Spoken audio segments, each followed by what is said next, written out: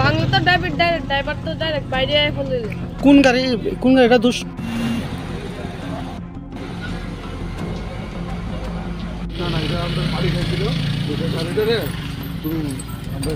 হাটা সবসময় টাইম নাই গোমতীর গাড়িটা এদিকেই জানা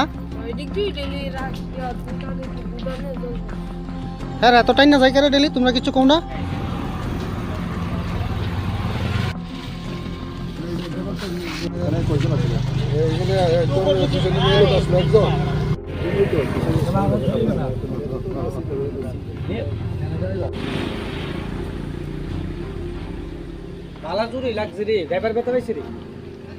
না গাড়ি কাট ভাঙছিল তো।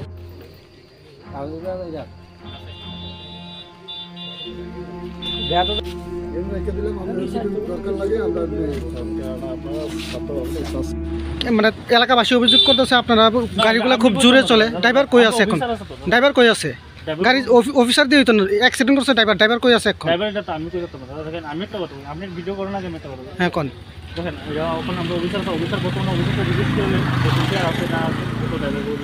আপনি এখানে কি পোস্টে আছেন? হেল্পার হিসাবে আছেন।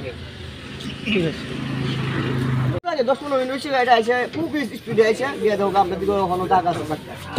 কোন গাড়ি স্পিড আয়? গাড়ি যে স্পিডে আয় গ্রামের রাস্তা তো বাচ্চারা ছেলেমেয়েরা থাকতে পারে রাস্তা। তোমরা এই বিষয়টা জানাইছো নি গোমতীরে? জানাইতে অ্যাক্সিডেন্ট হয়ে গেল। কবে জানাইবা অ্যাক্সিডেন্ট হয়ে মারা টারা গেলে?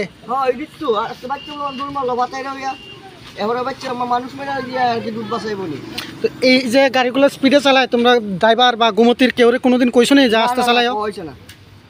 এখন তোমরা কি মনে করতেছো এই ধরনের